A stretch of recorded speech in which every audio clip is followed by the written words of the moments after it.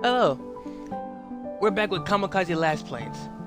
Now, the last time we left off on this one, we were coming back from a mission that we were sent to last time. It turned out to be a surprise attack from the Empire. So, let's get to it.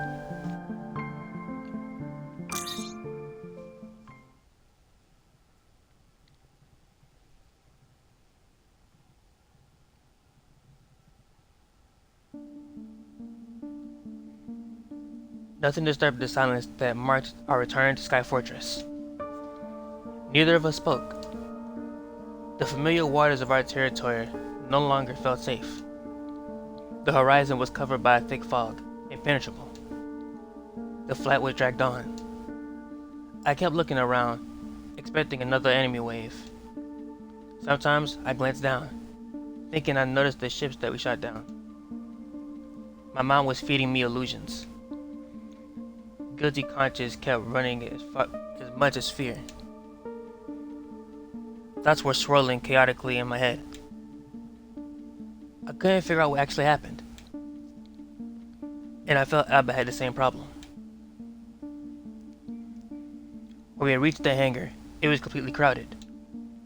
I had never seen that many people gathered together in Sky Fortress before. Some were leaving over the red line between safety and the runway. Everyone covered their eyes from Alba's radiant transformation. Then it crashed on us like a wave. Suddenly, I was surrounded by a sea of black uniforms.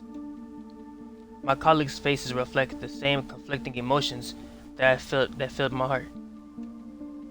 Their voices shook from anger at the audacity of the enemy who dared to attack us. But it was fear that filled their eyes. They asked us what happened. What did the opponents look like? Who were they? What did they want? Did they see the veil? Did it stop working? Or did the Empire find a way to cross it? I drowned in a sea of questions neither of us could answer, missing the moment Alba left the hangar. Her purple hair disappeared in the sea of black uniforms. When I managed to get out, she wasn't nearby. I spent the rest of the day in small dark rooms. HQ had questions, thousands of questions. I repeated the course of our mission, at least 100 times, or so I felt. I couldn't answer them, no matter how much I wanted to. In the evening, it was an emergency briefing that presented all the facts. All as the ones HQ already knew. The reports of the troops dispatched to the battlefield concluded that the crafts we sank belonged to the Empire. The veil was still standing, but there was a breach somewhere on its vast surface. A weakness our enemies exploited to reach our territory. HQ assigned units to search for the weak spot and scouted the border. I kept quiet most of the briefing, but my colleagues' faces turned to me numerous times. Alba's purple hair flashed in the crowd.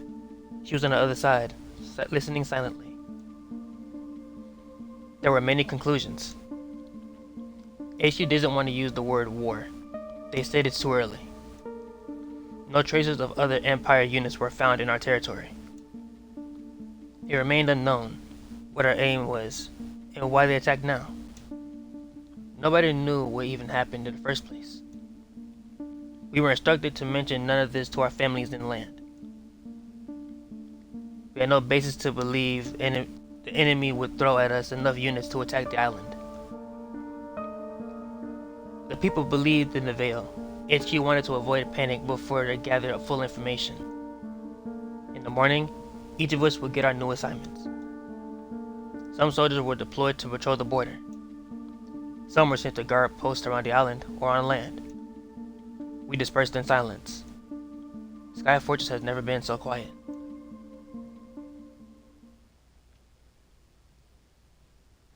Oh god, I forgot about all this. This is gonna be terrible though. I look at the clock, rubbing my tired eyes. It's nearly 3 a.m., Nightmarish snores echo in the officers' quarters. I don't know how anyone could sleep at a time like this. I can't.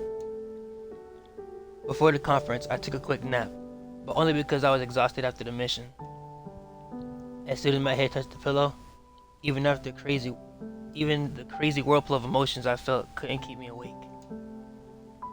But now, I'm just another ghost in the Sky Fortress, wandering the quarters and waiting for orders. I'm trying to wrap my head around everything. It's not easy. There's a hole in the veil. A weakness. A breach. Something the Empire used to invade our waters. Did they come for the light? How did they weaken the veil? What does this mean for the kingdom? For me? For Alba? What does she think? We only had a few words with each other between the one clearance and the other.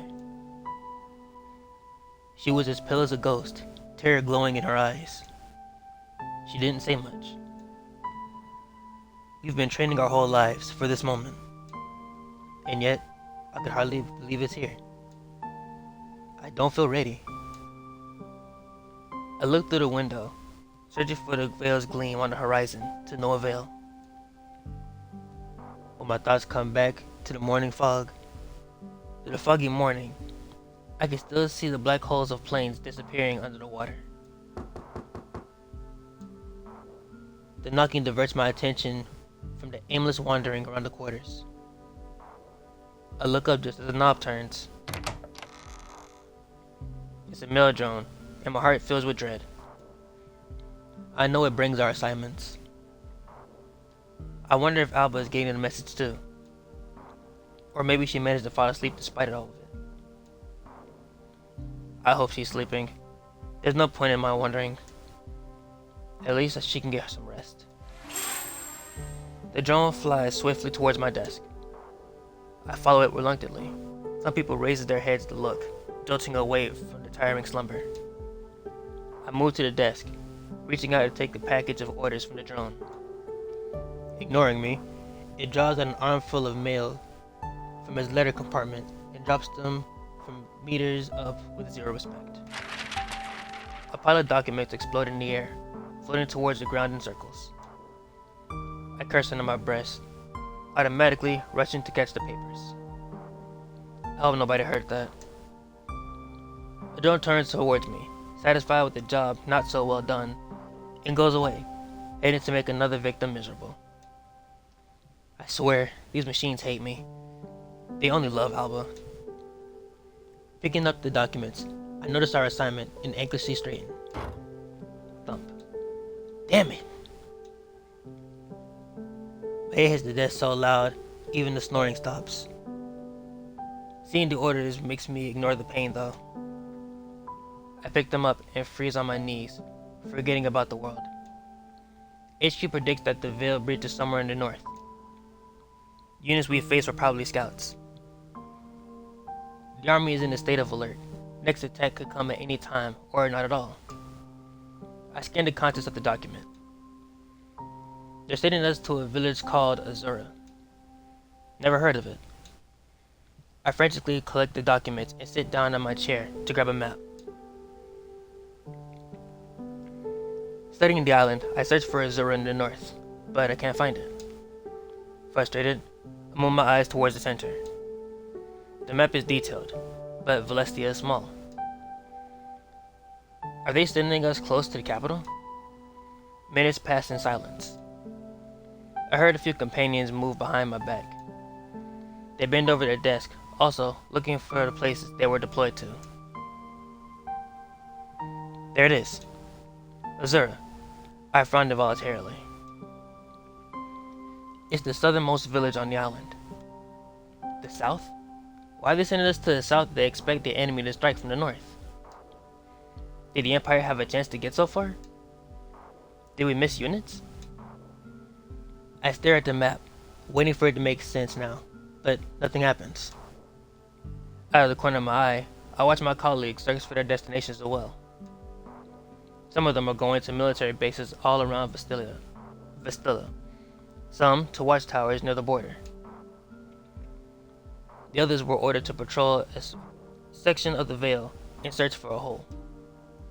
They discussed their assignments, but I keep quiet, hunched over the map.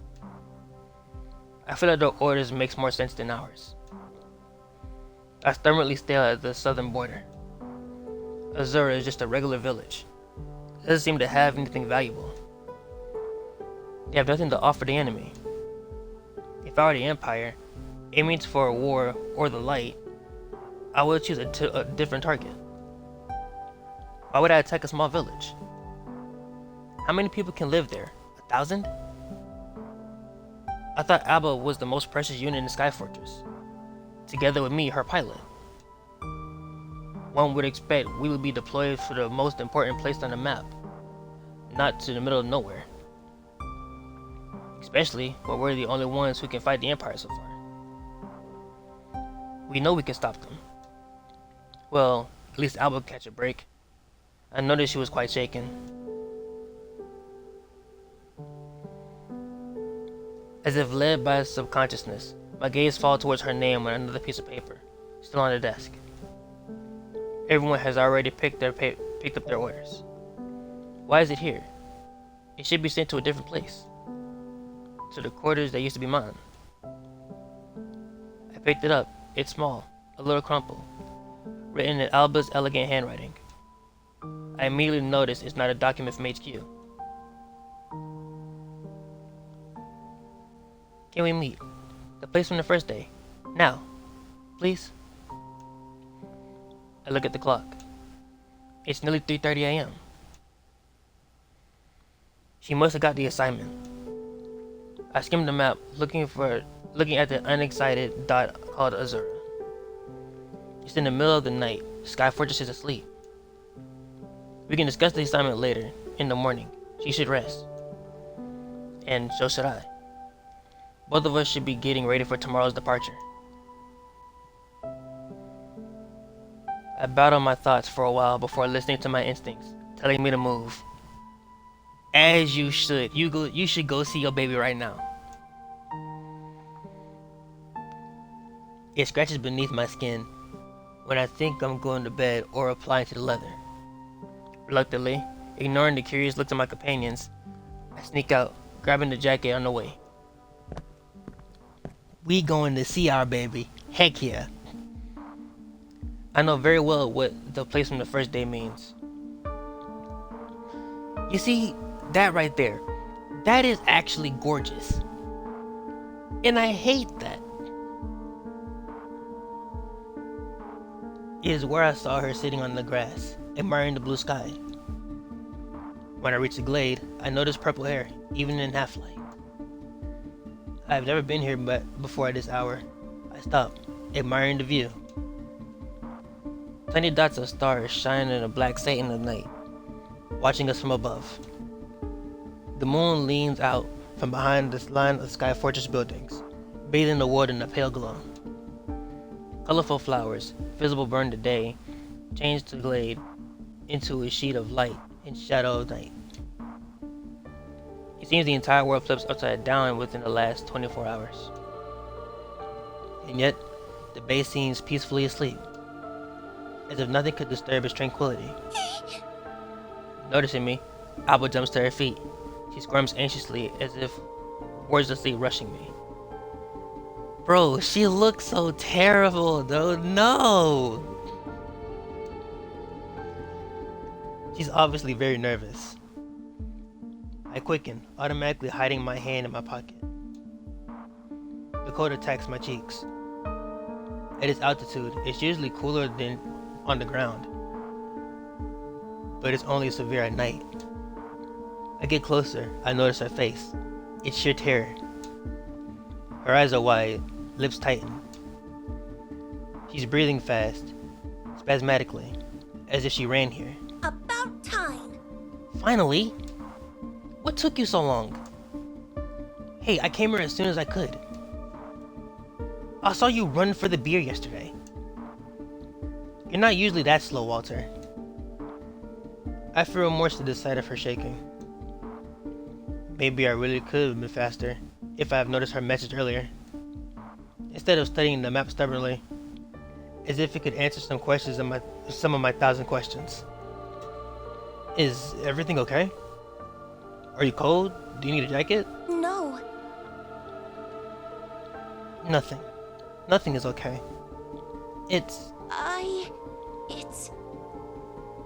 We've got to... I have to... She's crying! I don't like it. She's crying, dude. Tears glisten in her eyes in the moonlight, but they don't fall. She doesn't let them. She's holding up, barely. I've never seen her like that. Even in the morning, when we turned from the battlefield, shocked and terrified, Alba didn't behave this way. The sight of her distressed tears tears my heart in two. My instincts tell me to reach for her, calm her down, but embarrassment quickly stops me in my tracks. The time you should hug her is now, honestly, in my opinion. But hey, what do I know? Then I notice a piece of paper in her fist. I don't need to ask. The assignment from HQ. She's got orders, just like me. Did you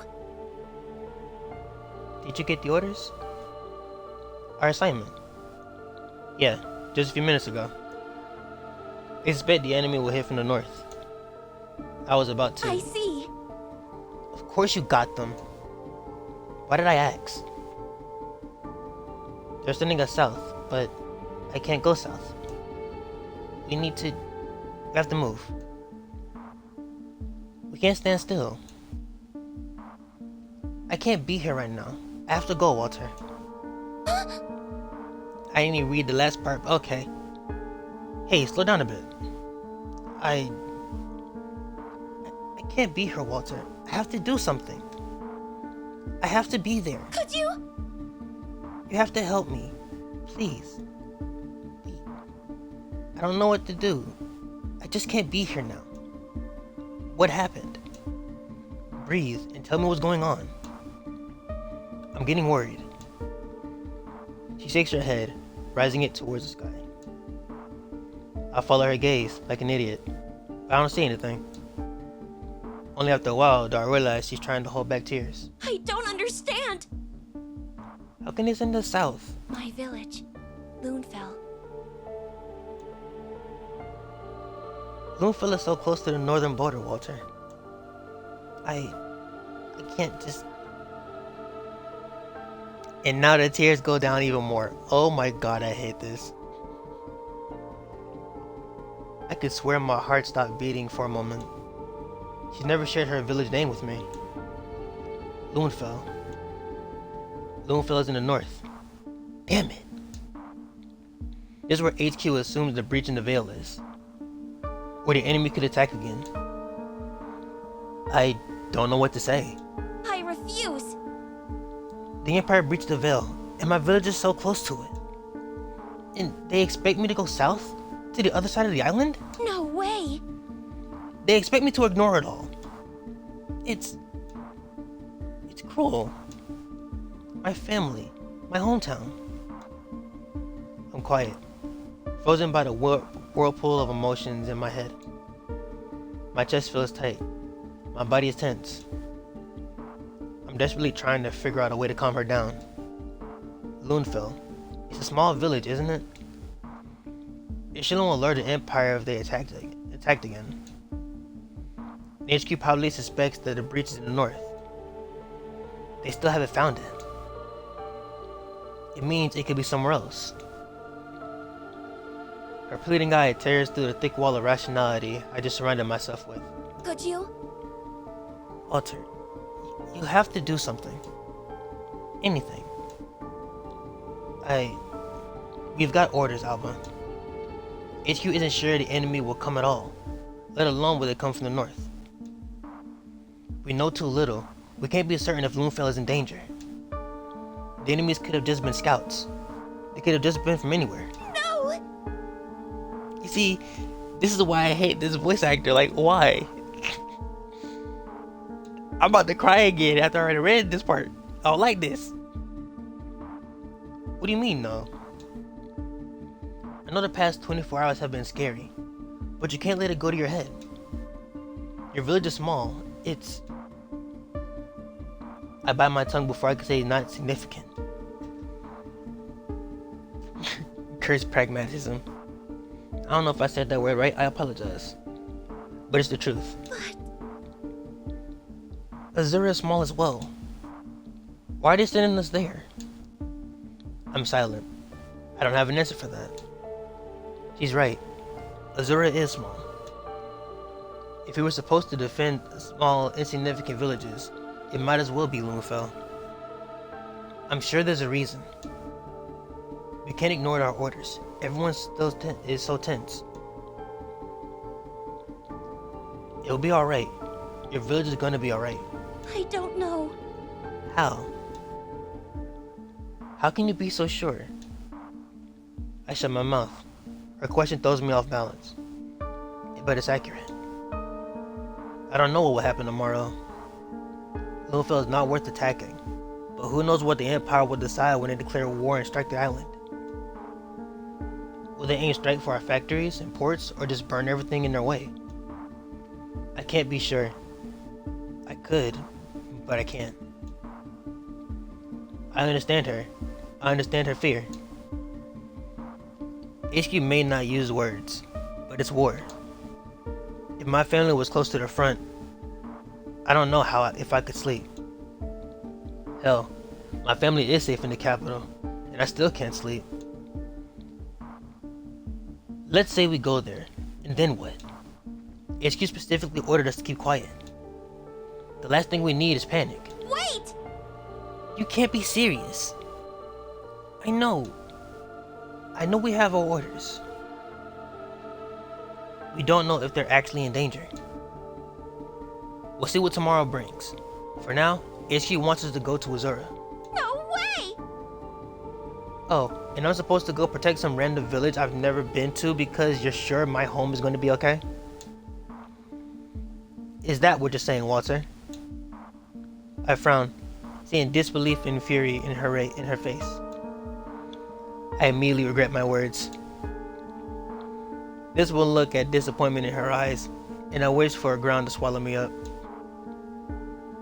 If I were her, I also wouldn't be able to leave for the other side of the island, knowing my home and family were so close to danger.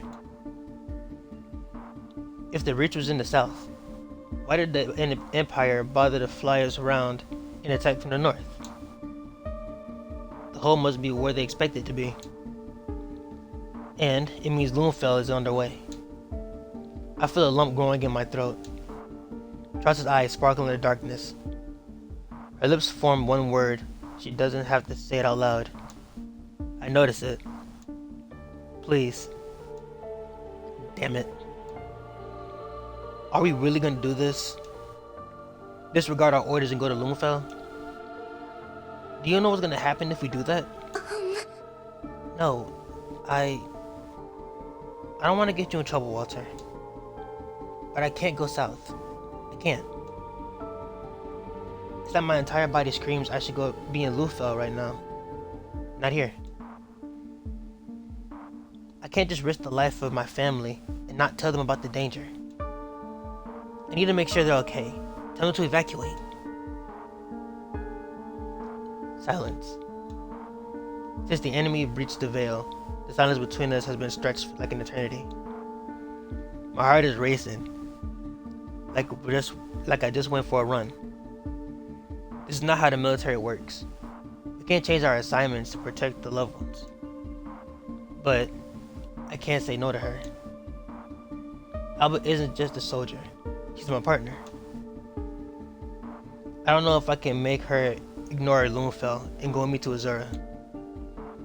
I know that eventually she would listen if I stood my ground, but forcing her to do this would break my heart.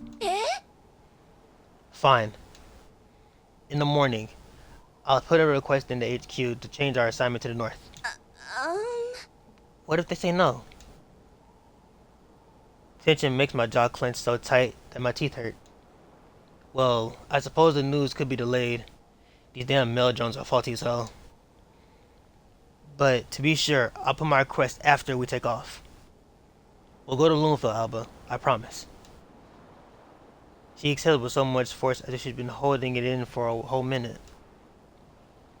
She collapsed into herself, her arms falling, back hunching, like uncertainty was the only thing keeping her upright. Fear doesn't leave her face, but her lips curve into a thankful smile. She approaches me, looking ready to jump into my arms, then stops. Thank you. Thank you. This means so much to me, Walter. You have no idea. I smile faintly, well aware the consequences will bite me in the ass later. Or sooner. But Oh no. It's already been a whole day since the initial attack. And I'm a nervous wreck. I just know I shouldn't be here now. What are you suggesting? I feel like every hour counts. Will we have enough time to evacuate citizens? Citizens? I thought we were just merely warning her parents. refuse. It's my home. Do you expect me to not tell everyone that they might die in a brutal attack? They deserve to know the Veil is no longer protecting them. HQ is going to kill us before the Empire gets a chance. Do you understand that? I'm not going to force them to evacuate. But they need to know. And if they choose to move inland, some parts of the village are hard to reach. The sick or elderly might need more time, more assistance. I am so worried, Walter. My family, my parents. What do you want us to do? Take off right now? Will we? Could we? I freeze, looking into her shining eyes. Ridiculous. Completely ridiculous. There is no need, Alba. I'm sure we'll be there on time. If we leave in the morning, we should be there by noon. We have to get up early and... What if we leave right now? We'll be there by morning. We'll give them an entire day to pack their belongings and evacuate. I don't think a couple hours would be a significant difference. Your village is very small. We'll easily evacuate everyone in time. Can you just hold on a little longer? It's gonna be okay. We will be there. I'll make sure HQ won't notice until it's too late. I know, but I just have a very bad feeling about this. My instincts have been going wild the whole day. I thought it might have been that weird dish the quartermaster prepared for breakfast. But I think my gut is telling me something important. Just nothing to say at all. Are you serious? You either got a hunch or indigestion. How can you not know the difference? Oh, you. Oh, I'm very sorry I haven't upgraded my inner voice to wartime edition. I just feel darkness. Something ominous. It's hard to explain.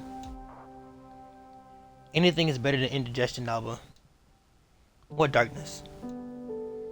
Like, something bad is gonna happen. I just feel it. But I don't want to ask you for something like that. If you say we'll have plenty of time, I'll believe you. It's your call. I trust you. I consider our options for a while watching her. If we take off now, we'll be there by morning. We'll have the whole day to prepare the village to move the people inland. On the other hand, Alba's overreacting a bit. We don't know if Loonfell is in actual danger. The information from HQ isn't confirmed. Nobody knows anything. The only reason to leave right now is her instinct, or upset stomach. Trosh can get in trouble if we go now just to make her feel better. Hurry and Ovazil never end well at war. But I can see how important it is for her. Like I said, I'm going after Alba. My baby don't feel good, so I'm making her feel better. We're leaving ASAP, no Rocky. I'm playing with it. Alright, let's go. Impossible! Really? Did I stutter? Just departing for Loonfell can make us face military court. I have a hunch it won't make much of a difference to them whether we leave now or in the morning. But it will to Alba. My heart is pounding in my chest when she smiles, wildly but hesitantly. Mm-hmm. She nods as we head for the exit of the park. I'm not letting her cry, bro. Like, that's crazy. We're leaving now. I don't care about it. I take nothing from my room. She doesn't stop at her officer quarters either. Night watch soldiers are surprised to see us in the hangar. It's easy to convince them the last plane has been assigned a such secret mission. Before we leave, I quickly write a letter and give it to a mail drone. When it's delivered, we'll be far ahead. I'm not under the illusion I'll get away with this. Taking the last plane to an unregistered region would be declaring high treason. I can't imagine the hell to be unleashed in the morning. I just wanted to make sure Alba won't get pulled into it. I emphasize I made the decision myself, ignoring Trash's protest. Of course, that's a lie. But she doesn't need to know.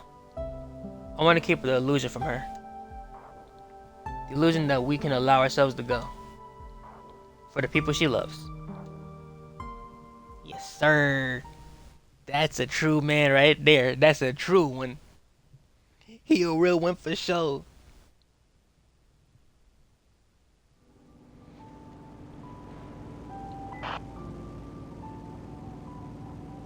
Like, for real, just look at these backgrounds though. The radio cracked just a few minutes before we left the hangar. I discreetly turned it off before the other person could speak. Knowing it's as fast as the last plane, they won't be able to catch up. And yet, my heart leaped. I spent the whole journey wondering if they read my letter, or if that cursed mail drone had lost it. Do they consider us deserters? Do you think I kidnapped Alba? Please, I hope they read it. There's no turning back now. The change in Alba's behavior is striking. As we approach Lunefeld, her mood drastically changes. Now, when she's had her way, and we're going to her village, it's like the war is no longer a threat. She's the same cheerful girl I met on day one.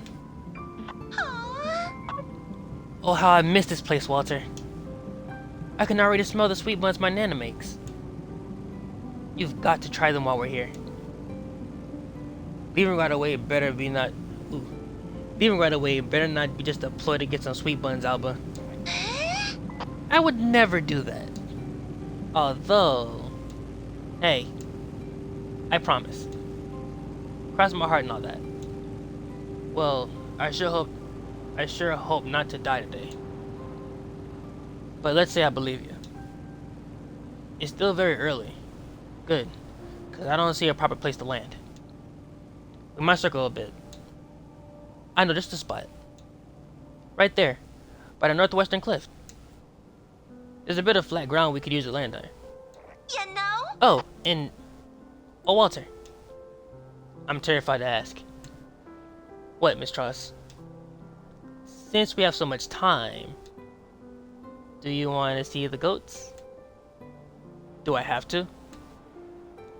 Oh, come on. They're not as mean as you think. I sincerely doubt that. They're wonderful creatures, and they love the fresh water from the stream near our landing zone.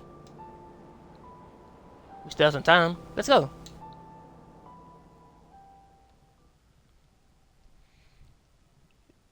Seeing her happy makes me feel so much better, dude.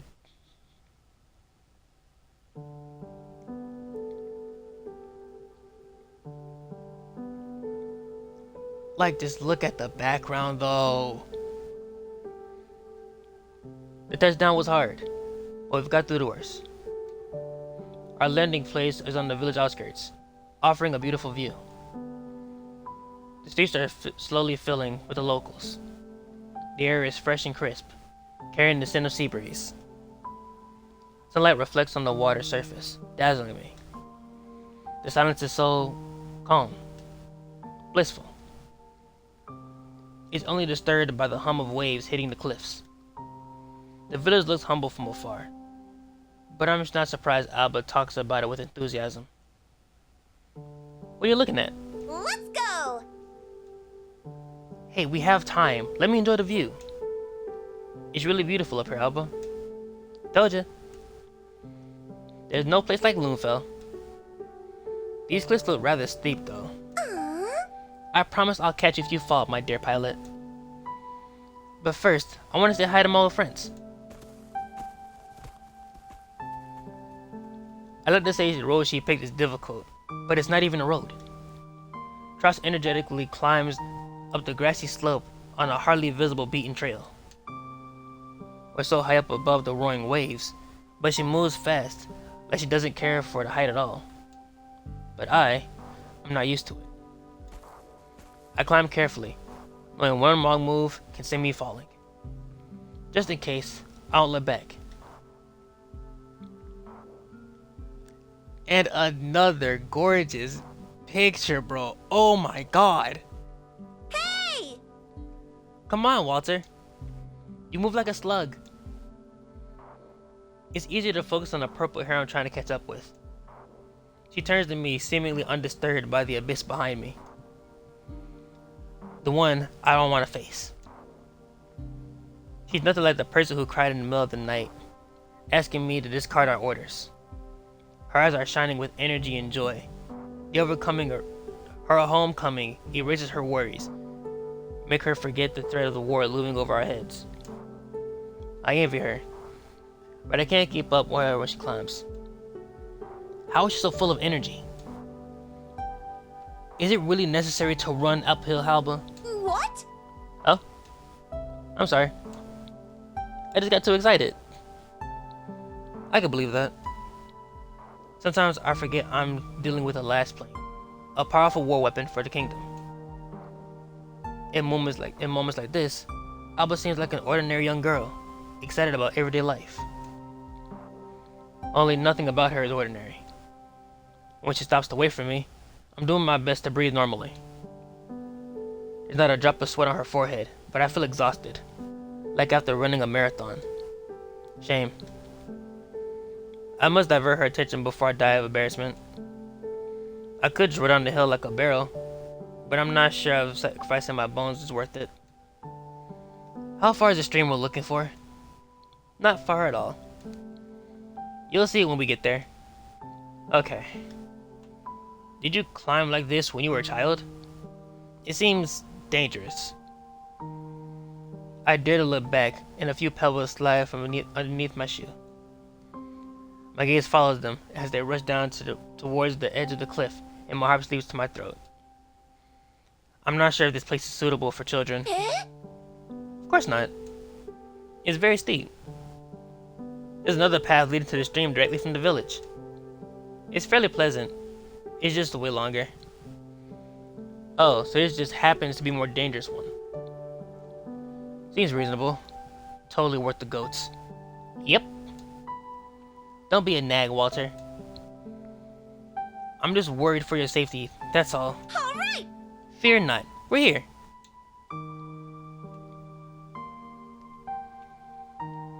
I grab the cliff's edge and pull myself up to climb. The view is spectacular. It nearly makes up for a difficult hike. Here, the rustle of the stream is louder than the sound of waves beneath from below. Oh God, I butchered that sentence. I look around, admiring the surroundings, while Alba walks towards the stream. What now? They're gone. I studied the stone wall, but there aren't any goats. Walking around luscious green grass, I join Tross. The cliff we're standing on is beautiful, but empty. I don't hear the buzzing of insects. There's no fish in the stream. Even bird circles, not interested in the area. It's like we're the only living beings here. I'm with Alba, disappointment clear on her face. She scowls. Well, we tried. Let's head back to the village. We didn't come here to look for goats. It's so weird. I remember it like it was yesterday. This was their spot. It's been almost 10 years. Even goats need a change of scenery. What? Do you think they're on a break? From what? I don't know. Work? What work could these useless creatures possibly perform? You think they're on lunchtime at their office? Unacceptable. You're ridiculous. Even I know they don't hire goats at for office jobs. Get a grip, Walter. You asked. Huh? I watch with amusement as Alba crosses her arms, grumpily eyeing the rocks. No goats come back from their lunch break to entertain us. Oh no. And my Twitch is closed. Maybe we're back there. I think. Possibly. Excuse me for a minute. I had to restart my browser. It closed on me.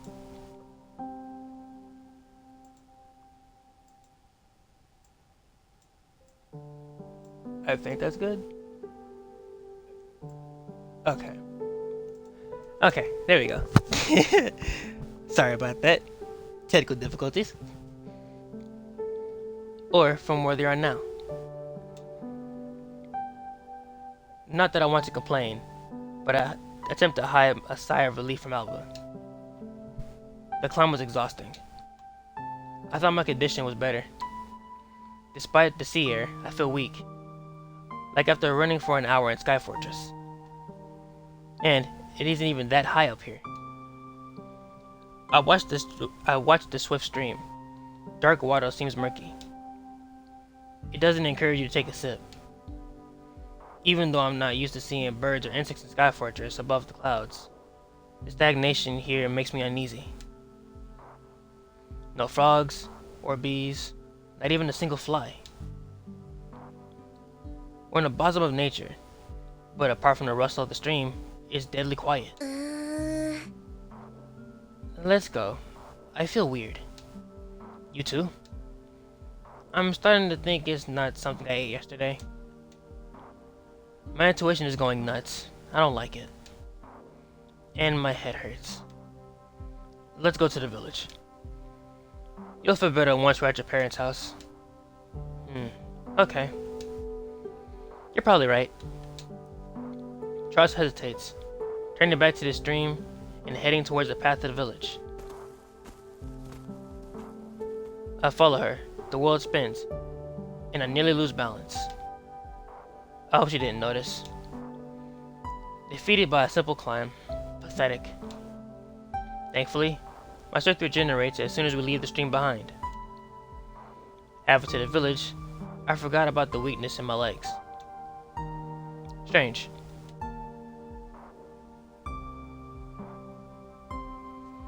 The village is brimming with life.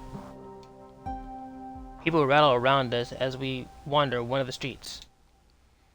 An aroma of a dish from a nearby inn fills the air. I follow Alba, who points at places and explains what they are as we go along. Bloomfield has a small school for local children. We pass a group at a crossroad. They're running, nearly crashing into us. I only notice happiness on their faces and reddened cheeks. Living here must be blissful. Calm. Life runs at its own course, slowly, lazily. But it is so different from Sky Fortress. Nobody hurries to carry out their orders or attend a meeting. A few people walk on the street, enjoying the weather. Others talk to their neighbors, sitting on benches or chairs in the garden. Their faces are unlike what I'm used to see. The locals are relaxed, smiling. Some of them hum while working in gardens and filleting fish. Since we returned to the fatal great morning, smiles have been in short supply in the Sky Fortress. We walk, crossing another alleyway, when I spot a newspaper stand in front of one of the houses. The man is holding a copy of a freshly painted newspaper. I notice the headline, Lies of the Vale, End is Near. The vendor calls the locals to buy one, but nobody pays any attention to him. Crazily stubborn, he tries to make the citizens realize the truth. The truth that the Vale won't save them. I stare at the headlines, Conspiracy theories and their fantasies are common in Velestia. But these theories have never been more real. For a moment, I considered buying a paper. I'm curious how close the truth this man is.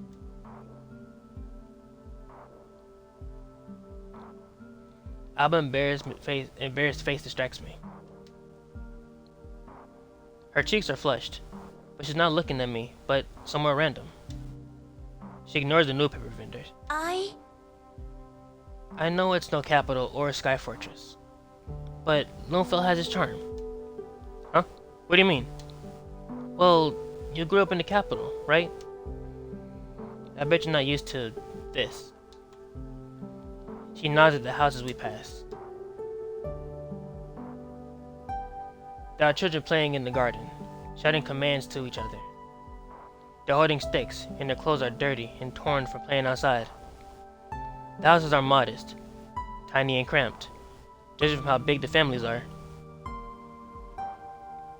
It's not the wealth of Sky Fortress, but everyone seems well fed and content with life. And this is actually different from what I'm used to. But not the way Alba thinks it is. I like it here. Don't tell me you're ashamed of your hometown, Alba. What? No, but you've been so quiet for so long. I was thinking... I'm looking around because I've never been here before. I'd love to know more about your hometown, Miss Truss. You talked about it so much that I'm curious. And how do you like it? I know it's not the capital, but... Oh, stop with the capital thing. The capital has its beautiful, shiny castle, but that's not where I grew up. The slums are filled with miserable people and rats. That's what I'm more used to. You know? Oh. Actually... Rats can be cute, though. No. Don't do that again. What? They're highly intelligent animals. Not everything can be cute, Truss. Unacceptable. Objection. It all depends on your perspective. Don't be so grumpy, Walter. I'm not grumpy. Yes, you are. And I bet even you can be cute if you want to. Oh yeah? Just like a rat? Don't flatter yourself. They're also very smart. Just fucking rude for no reason. Okay. And we're committing treason for this girl. Okay, that's fucked up. Entirely. The winds carry her laughter when we reach the bridge to another inland.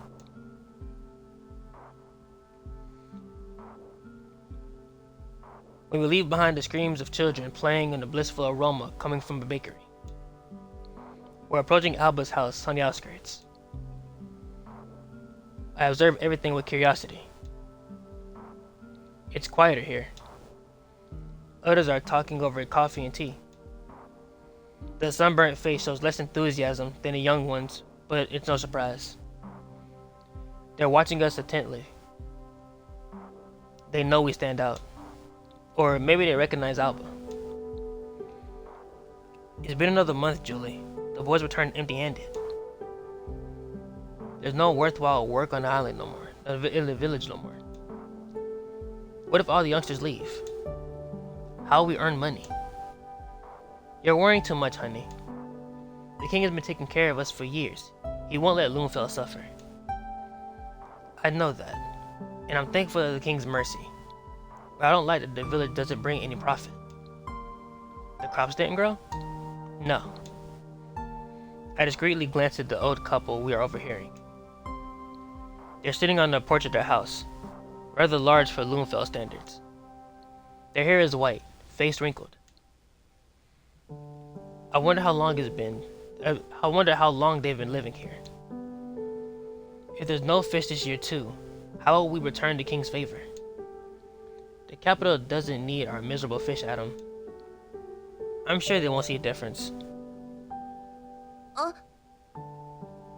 Wow, I didn't know it was that bad. That bad? Has the king always sustained the village? Well... I don't know if he sustained it, but we always could count on the king to support us when necessary. Thanks to his kindness, the villagers prospered regardless of the crops or fish quantity. We have everything we need. I'm baffled.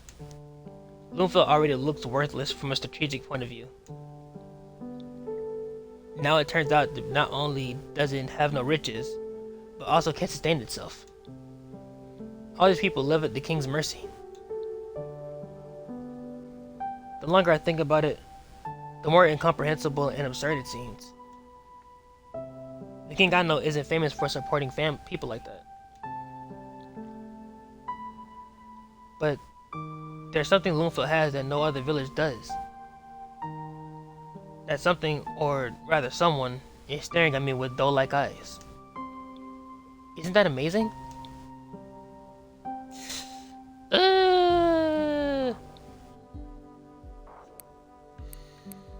I don't want to lie to her, but she seems too blissful and ignorant. I'm gonna let her have it, actually. I'm gonna let her have it. It does look like the king takes good care of Loomville. Actually, I've heard the same thing about some other villages. Loomville isn't the only one. The light changed so much. The kingdom has prospered since its invention. It probably doesn't cost that much to support the people. Truly the beginning of a new era. What do you think the future will bring? More of this, I hope. We can spread goodwill with the light's help. The Empire must have other plans for it. That's why we can't let those beasts have it. We keep going through the village in silence. As we go further from the village center, there are fewer houses and people around. Instead of hustle and bustle, the murmur of the waves fills the air. Lifting my head, I gaze at the cliffs. I pity the people who must climb every time they want to run errands in the village center. Alba stopped so abruptly, I don't notice it at first. Too preoccupied with my observations. She raises her hand, pointing at something ahead. I follow with my eyes. Oh, Walter, my poor boy. I hate to break it to you. here. Look, that's my house. There, on the hill. Let's go. I can't wait to see their faces. Oh, I just can't wait. Take it easy, champion. Or you'll give Nana a heart attack. Let's go.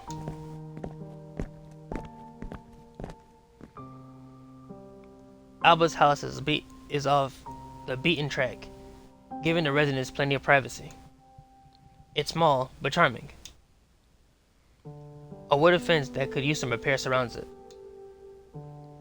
I'm trying not to judge, but if the village isn't among the privileged one, riding planks must be one of their last worries.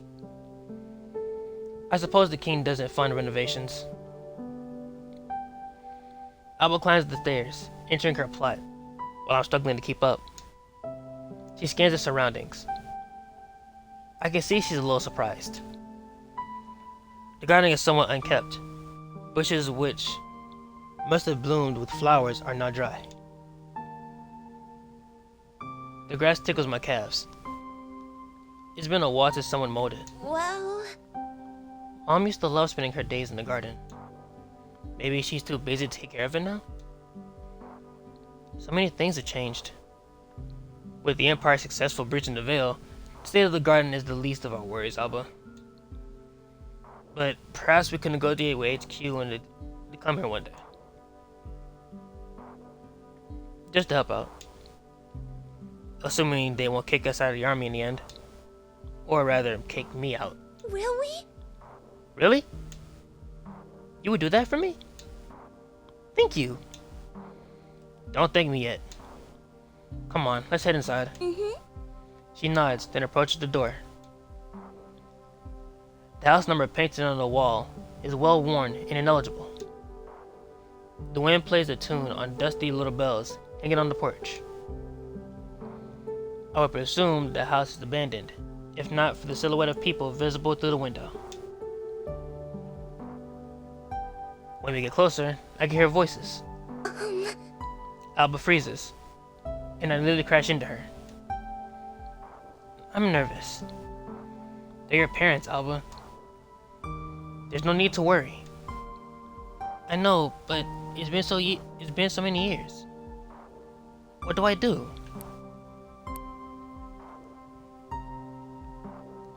Go in guns blazing, bro. You ain't gonna know nothing unless you knock on the door at least. It's probably better to knock first. Okay.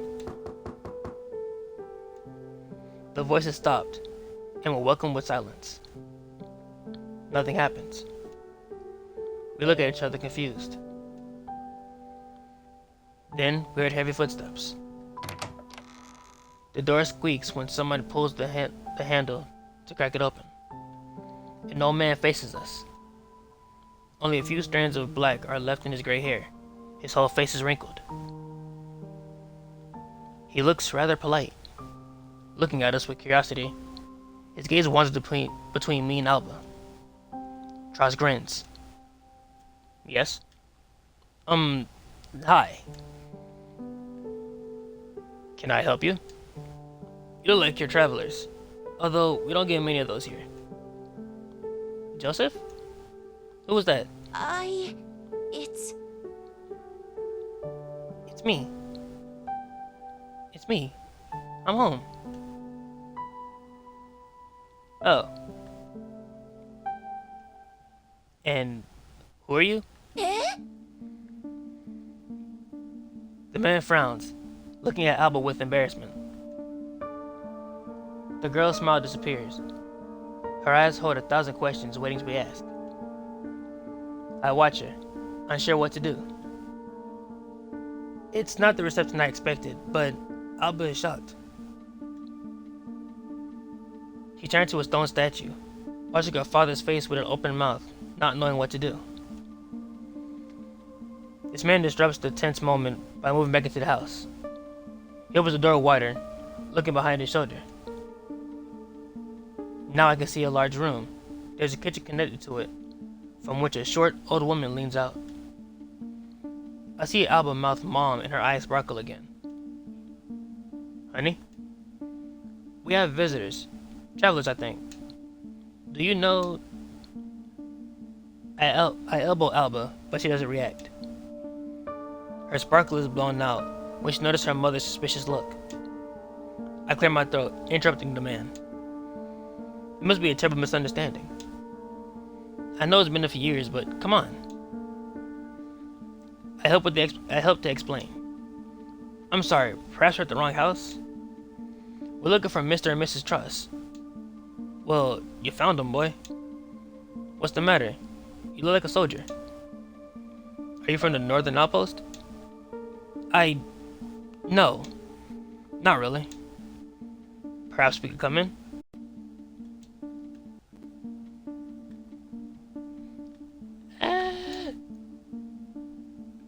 Okay. I hate when it does that.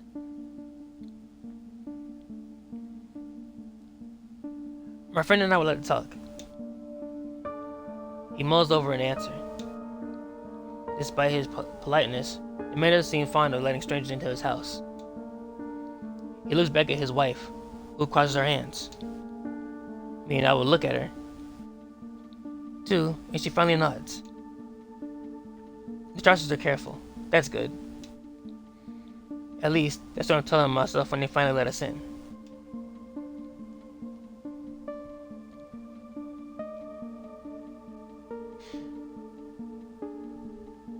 I gently put my hand on Alba's back and push her forward.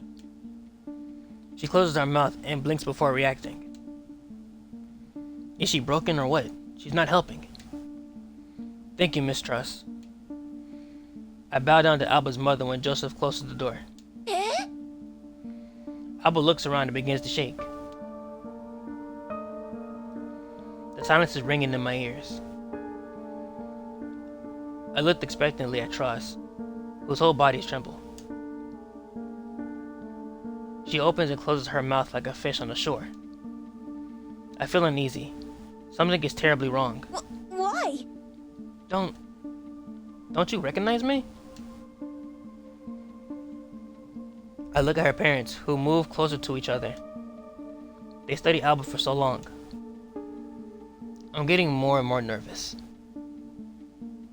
I don't like the look they share. Neither does Alba.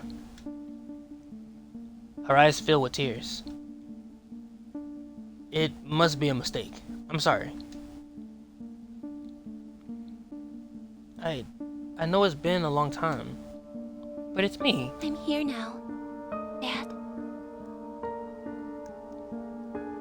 The voice actor kills me in this. Oh my god. So many things happened at once, I hardly registered all the details. A flash of pain in the man's eyes. An echo of something far away brought to the surface by Tross's words. The woman by his side grimaces. Her jawline shakes. She tightens her lips and frowns. Like Alba said something outrageous. Something horrible. Rage embraces her as quickly as if Tross slapped her.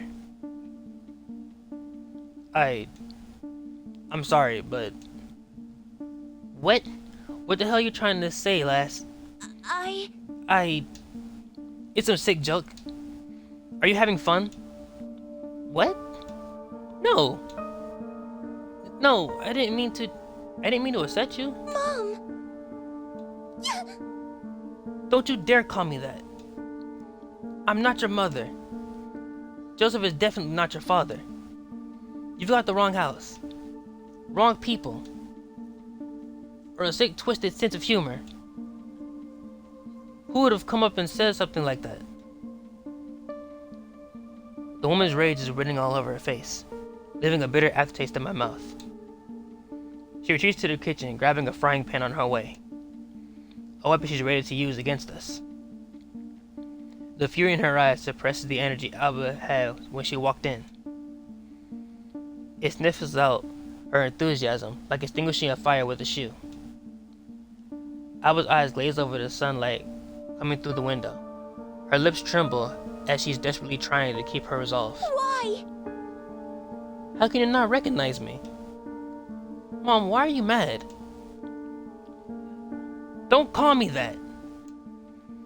Joseph finally moves in when while his wife rushes at us. I react instinctively, immediately. I face the woman, moving in front of Alba and shielding her with my body. She stops, gripping the pan tightly, ready to swing. Up close, I see tears glistening in her eyes too. Something else high behind the side of fury. I exhale, noticing grief under the aggression. You think I wouldn't recognize my own child? You're not my daughter. I don't know where you people came from or what you're looking for, but I won't give you any money. Marie. Don't touch me! Joseph put a hand on her shoulder, but the woman brushes it off sharply. Alba cowers behind me, under her mother's hateful stare. If she even is her mother. What mother would treat a child like that? Anger makes my blood boil.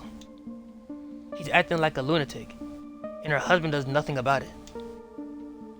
He's just looking at Alba. React to the argument.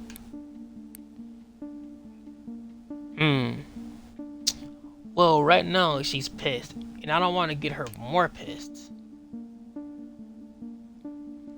But honestly, she's treating Alba like an asshole, so I don't fucking care. Well, they say fight fire with fire, so let's do it. What the hell is wrong with you? This is how you treat your daughter you haven't seen for years? Can't you see she's scared? She spent the last years serving the homeland, and this is how you thank her? Treating her like a crook, a fraud who came to rob you, use you? What kind of mother are you? Can't you behave? A step too far. Not far enough, honestly. Shit. The woman is pale from fury, and her distant husband's sad face turns angry for the first time. He steps forward looking at me like a man looks at an intruder who broke into his house. I feel Alba cowers towards me, although he's not even paying attention to her. How dare you raise your voice at my wife? Who do you think you are? Who are you and what do you want from us? I'm a Royal Air Force Lieutenant, Mr. Tross. Name's Walter. We're not imposters, and it's not a sick joke. Alba came to visit her home, visit you, and we what? You bring a strange girl into my house and expect what exactly? But you know me. Alba hesitantly leans from behind my back. I have goosebumps on my neck when I hear her quiet sobs. And the resolve in her voice, like part of my anger, reaches her too. How could you say that? Has it really been that long? I can still see the markings on the wall you used to measure my height 10 years ago. Marie turns her head, knowing where to look. There are some marking lines. There are marking there. Lines going from the bottom to the woman's waist. What proof is that? Every parent measures their child. You think we wouldn't recognize you if you were my daughter? I don't understand. How could you say that? I can smell it. You cooked the stew, right? You always, Mom. Mom, please. Shut up. You don't know what you're talking about. I can't explain it. I don't know. I don't know where you came from, you demon, but don't act like this is your home. You're not my daughter. You're not even similar to us. Look at yourself. It seems I only made her more furious. I cursed in my head, and when Alba sniffles quietly. She's hiding behind me again. Her spark of anger was short-lived. She doesn't deserve to be treated like that. Nobody does. Especially not her. A knot builds up in my stomach when I remember how she spoke about her family and this place she loved. It can't be a mistake. Even if it doesn't make any sense. Is Nana here? Could you? If I could talk to her. I know she'll recognize me. Please, My mother is dead, if that's who you're referring to. Oh no. Don't say anything more. Just stop. She died almost 10 years ago. Explain yourself. How do you know about her? Oh, stop it, Joseph. Everybody calls their grandma Nana. Don't let her trick you. She's waiting for this. We'd have anything less. Don't you get it? We don't have any money to exhort. We sold our last goat this year. I made it worse. So get out with this gold jewel of yours before I lose my patience and smack you with this pan. I take it back. I take back everything. Anger won't solve anything. Please, can we just talk? The talk was over when you shouted at me in my own home. Bitch, you threatened to hit us with a pan. I said we were justified. Get out. Both of you. Alba doesn't need any more convincing. She moves away from me, crying as she rushes towards the door. I look at the two for the last time. At Mrs. Tross' hateful look, gripping the pan so tightly her knuckles are white. And at Mr. Tross' confusion, whose stern face only highlights the hesitation in his eyes. I turn around too abruptly and hit the sideboard near the exit. Shit. It hurts. A crash draws my attention to a broken glass frame on the floor.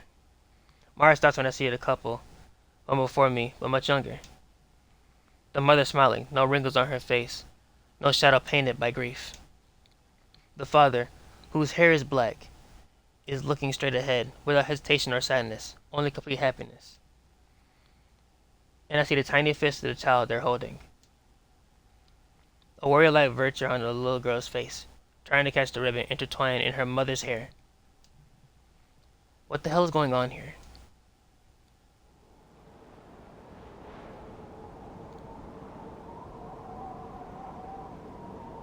And that's what I'm gonna call it for this episode. Oh my god. Okay, so that was honestly 100% honest. That was the choice I picked to go angry and not try to talk everything out. I remember the choice I made with this one.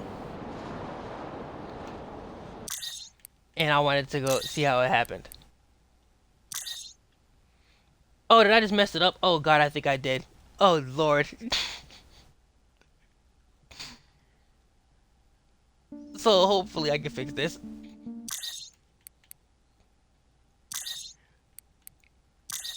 Hopefully I didn't just mess it up, cause that'll be so stupid if I did. Oh god, I meant to save the game and I loaded it on accident. Okay, it's saved. We're good. But I would like to I would thank you all for watching this episode of Kamikaze Lassplanes. If you guys did enjoy it, please leave a like and comment down below if you want me to do something else. And if they have it on Xbox, I would definitely do it. Sorry for the cliffhanger also, but this episode has already been more than an hour long.